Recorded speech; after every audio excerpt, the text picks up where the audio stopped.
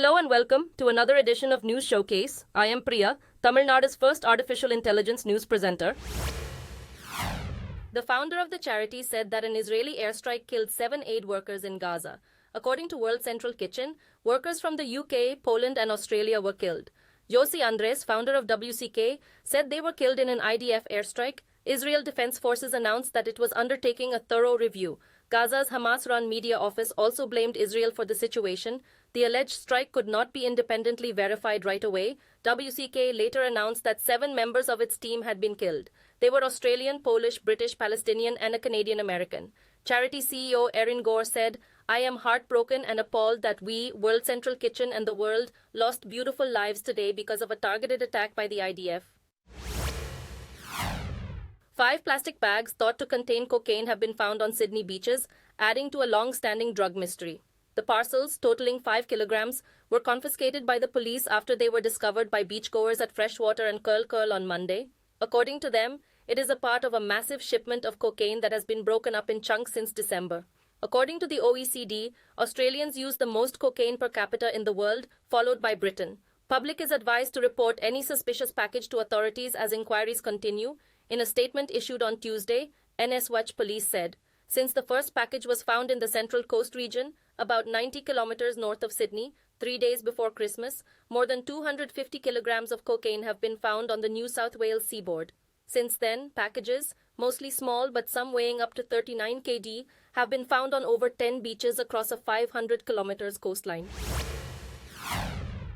Japanese Finance Minister Shunichi Suzuki has warned of action against excessive exchange rate volatility as the yen continues to fall.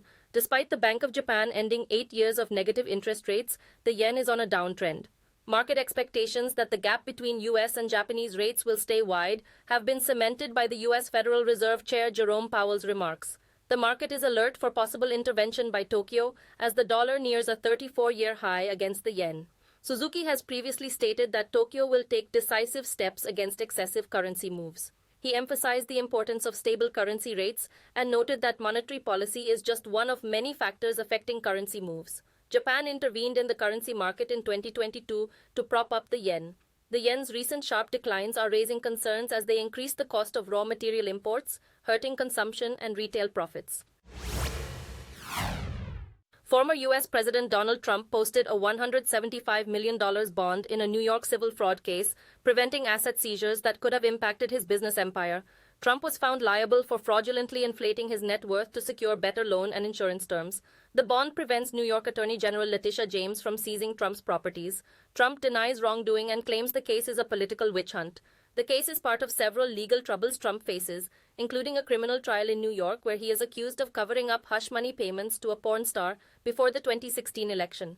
He also faces charges related to his attempts to overturn his 2020 election loss to Biden and his handling of classified documents upon leaving office. All cases are delayed and may not go to trial before the November election.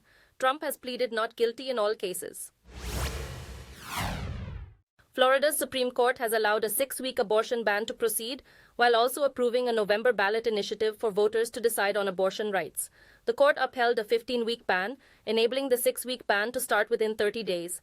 The ballot measure, if passed, could override both bans. It requires a yes or no vote on prohibiting abortion restrictions before viability, around 24 weeks. The initiative faces opposition from Republican officials but could mobilize liberal voters. States like Ohio, Michigan, and Kansas have supported abortion rights through similar measures since the U.S. Supreme Court's 2022 decision to overturn federal abortion rights. Florida's amendment needs 60% voter approval. President Biden views the abortion debate as a potential advantage in Florida's upcoming elections, where he faces Republican opposition from former President Trump. Ukrainian lawyers, including Kristina Vrashchuk and Artem Halkin, are defending suspected Russian war criminals and local collaborators, facing a moral dilemma. They uphold the rule of law, despite the heinous crimes the suspects are accused of. Ukraine is investigating over 120,000 alleged war crimes tied to the 2022 invasion, with 81 convictions so far. Vrashchuk feels guilt, while Halkin maintains professionalism. Despite Russia's denial of war crimes, Ukrainian lawyers continue their work, guided by the principle of law. Baranov emphasizes the importance of due process in Ukraine despite accusations against Russia. He warns against shoddy work inviting legal challenges and underscores the nuanced role of attorneys. The lawyer's commitment to the rule of law, even in the face of serious allegations and personal moral conflicts, highlights the complexities of the legal process in times of conflict. Ukraine's Prosecutor General Andriy Kostin asserts that the pattern of atrocities committed by Russian forces, including the Bucha massacres, indicates genocidal behavior. With over 125,000 alleged war crimes documented, Kostin believes these are not isolated incidents but part of a systematic conduct by Russia.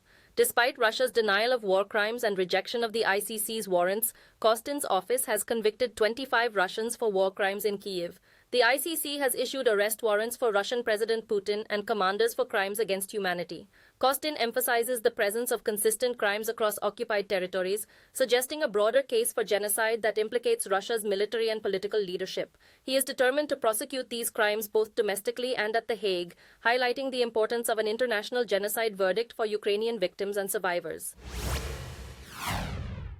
Sinopec, China's state-run oil giant, is preparing for an EV-dominated future by planning to build thousands of charging stations, as EV sales are expected to make up 40% of China's auto market this year.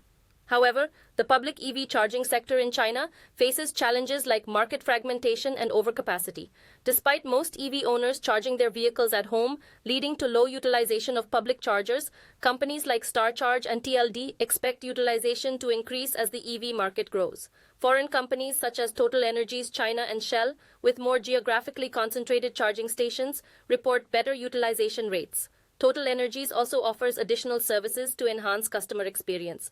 Rystad Energy predicts that making a profit from EV charging is challenging globally and anticipates consolidation in China's EV charging sector, with power grid operators potentially emerging as winners. North Korea launched a suspected intermediate-range ballistic missile into the sea, sparking condemnation from Japan's prime minister.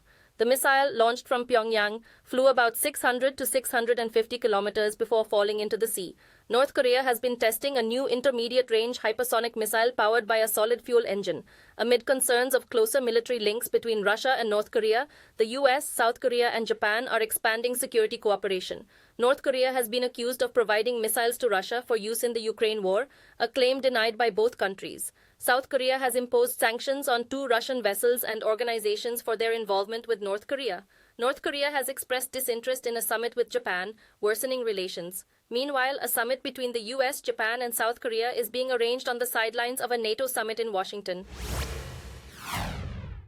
A 12-year-old suspect was arrested after a school shooting in Vantaa, a suburb of Helsinki, Finland, which left 3 same-age students wounded. The victims were hospitalized and the suspect was taken into custody peacefully away from the school. The Virtola school where the incident occurred has around 800 students and 90 staff. The immediate danger was declared over by the school's principal. Interior Minister Mari Rantanen and Prime Minister Petteri Orpo expressed their shock and concern. Previous school shootings in Finland have led to stricter gun policies, including an aptitude test for firearms license applicants and an increased age limit. Despite these measures, Finland, with a population of 5.6 million, has over 1.5 million licensed firearms and about 430,000 license holders. Vistara, an Indian airline, has cancelled at least 38 flights from key cities due to a shortage of pilots. This follows the cancellation of over 50 flights and delays of about 160 the previous day. Passengers have complained about poor communication and long waits at the airport. Civil Aviation Minister Jyotiraditya Scindia has asked for a detailed report from Vistara on the flight cancellations and delays. The airline has acknowledged the inconvenience caused to passengers and is working to minimize discomfort. It has temporarily reduced the number of flights it operates to ensure network connectivity and is offering alternate flight options or refunds to affected customers. The disruptions are reportedly due to Vistara pilots protesting a revised salary structure ahead of the airline's merger with Air India. The pilots have been warned that those who don't sign the revised pay structure will be left out of the merger. Passengers are advised to check their flight status before leaving for the airport. Thank you for watching. I am Priya, Tamil Nadu's first artificial intelligence news presenter. Do tune in, same time tomorrow, for a roundup of the latest news and updates in India and around the world.